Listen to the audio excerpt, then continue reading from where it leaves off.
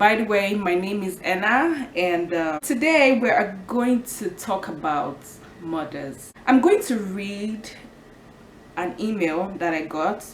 I think it was day before yesterday or yesterday, from Steph Obi. She was talking about her mom, and I'm like, I felt it. Like, I really felt it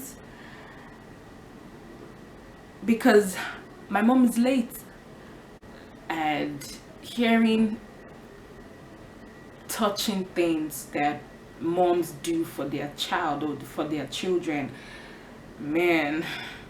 Okay, so it's time for the meal. So hello Anna, I'm really feeling emotional because I'm going down memory lane.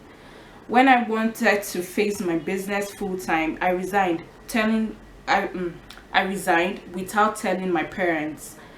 I didn't want them to discourage me. I summoned the courage to finally tell them that I had resigned. My mom called me aside. Come and explain to me this thing that you say you want to be doing on the internet. I can imagine. I designed a PowerPoint presentation, connected my laptop to the TV, and presented my business plan to her. She listened, asked questions, opened her bag, and brought out her checkbook. She wrote me a check of 500,000 naira on the spot. That was almost $3,000 at the time. The money became my lifeline because 2014 was the toughest year in my business. I earned all the online courses I was launching that year. I didn't know how to replicate the success of my first online course. The money my mom gave me kept me going. That's why I didn't give up. Sometimes I wonder what would happen to me if my mom didn't have money. Yeah. If she's late, celebrate her anyway. Her legacy lives on. That's me. Only me. So let me tell you a story. One time, I think I was in school, maybe 300 level, 400 level, I can't remember. I came home. I wasn't living with my parents. I was living with my uncle and auntie. So I came home from school or so. So I felt maybe like sick. So I had malaria. They took me to the hospital. I had malaria, and the doctor gave me drugs, not knowing that the drugs is fake or expired or something. Then the next day I woke up in pain. Oh my god. I won't allow my enemy to experience that kind of pain. I was crying, so I just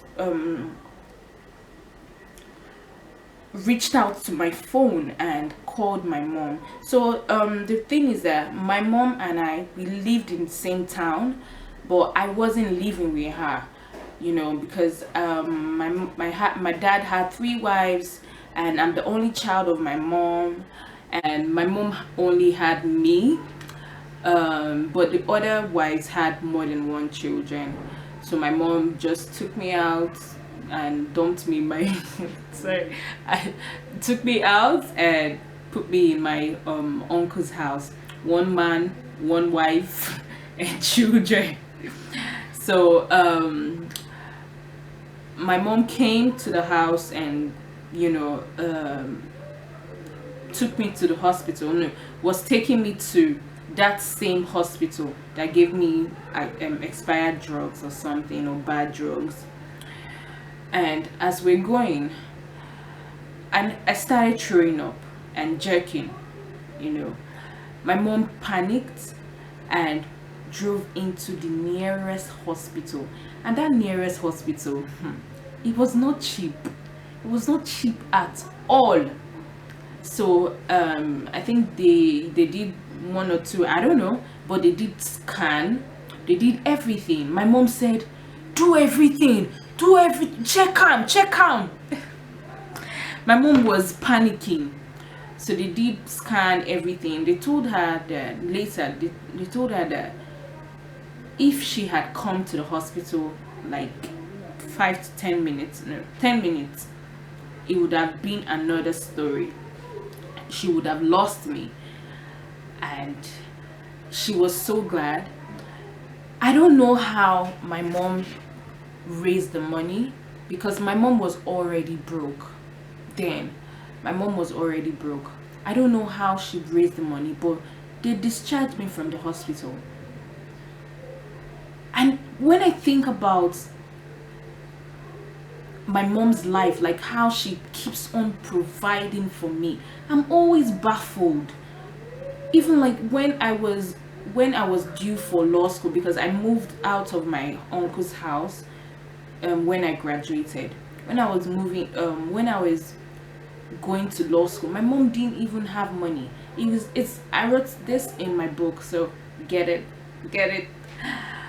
My mom didn't have money, and she had to borrow money and use her car for collateral. I cried. See, I went with my mom and a friend to collect the money. I cried. Oh my god. I'm like, mommy, you're doing this for me. I promised myself then that I would take care of her. Like, like she is my motivation to get successful. But she died 2018 November out of chronic kidney disease, so I mean, I didn't even do anything for her, but she kept on praying for me. Mom, I love you so much. I know that you're listening from heaven, and I celebrate you today. I'm talking about you. I love you, scatter. My mom has done so many things for me to make me the woman that I am now. She sent me to good schools, and I really appreciate it.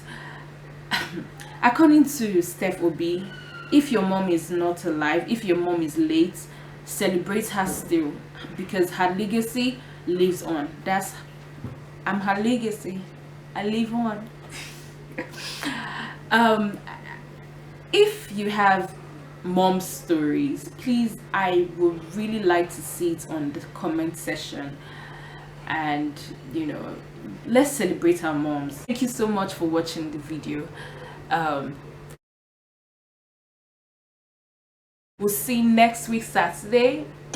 Bye.